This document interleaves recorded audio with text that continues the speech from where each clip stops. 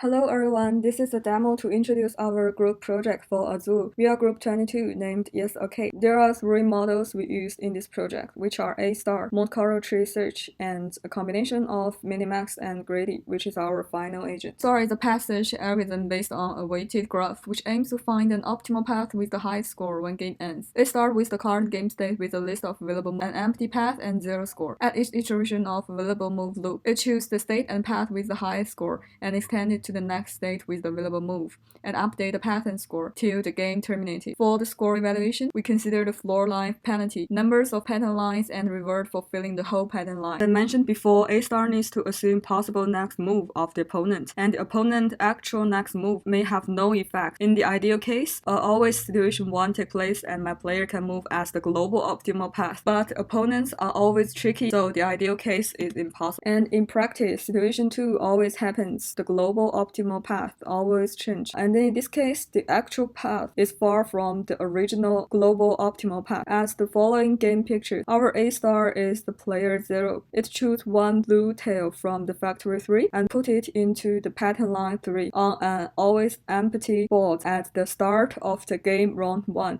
Just for this move, it can be easily considered as an awful move. The second technique we use is Monte tree search. We choose to use because we can consider the Azure game as the Markov decision process, and the Monte tree search is an online planning for MDPs. Here are the 4 steps we use to build the MDP tree. Upper confidence tree is used for selection. The left-hand side encourages exploitation, while the right-hand side encourages exploration. The exploration constant is set to 1. In expansion, the selected node is expanded by available moves. The third step performs a random simulation to the terminating state from the new node and then estimates the outcome. Finally, the value is backpropagated to the root node and also updating the value for each ancestor node. These 4 steps are repeated to create the tree incrementally. The biggest challenge for this technique is time limit, so we set the iteration number to 200. The first scenario shows the strength of Monte tree search. It can make good decisions in the short term. As you can see, it has many good choices of picking tiles like this, where the player picks one black tile and fills the first pattern line. It is a good move because this black tile can be moved to the wall and linked to the white tile to gain extra 2 points. The second scenario shows the weakness of the agent, that it can only create a locally optimal solution and cannot simulate opponent's decision correctly. There are many good choices in this scenario. Picking this one black tile or pick the yellow tile, which is super beneficial to opponents. This will help opponent to get 7 extra points. But the agent decided to pick the 2 black tile and put 1 in the flood line. This is a bad choice. The technique we use for the final tournament is a combination of Creedy and the Minimax algorithm. The reason for us using this method is mainly considering that the Minimax method cannot perform a sufficient depth search for a large number of moves. Therefore,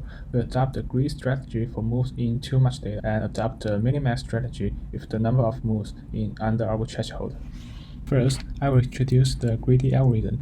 As you can see, there's a score function to evaluate our moves, and this function will also evaluate our opponent's move. We will choose the best move of getting the biggest value of our move score and minus our opponent's move score. The Minimax algorithm is an algorithm that finds the minimum value of the maximum probability of failure. And due to the limitation of our computing resources, we have to pure in some search. We have to delete some unnecessary moves. Here's the structure of our algorithm. First, we will input our moves to the move selection function, and then we will judge the length of move. If the length of moves is over 25, we will input it to the Creedy algorithm and get the best move. Here is some interesting move that our algorithm performs. In this game, our algorithm is in the blue side, the player 1. It's our turn now. As you can see, if our opponents get the yellow one, he will get a high score. So avoiding this situation, we choose to put the yellow one in our floor. Although you will get some penalty, we will avoid our opponents get a high score.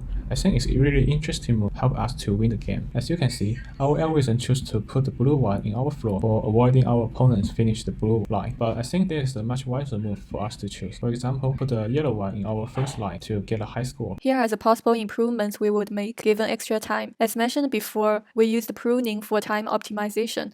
If extra time given, we will write code to avoid using methods like deep copy and score round, because these functions consume a large amount of time.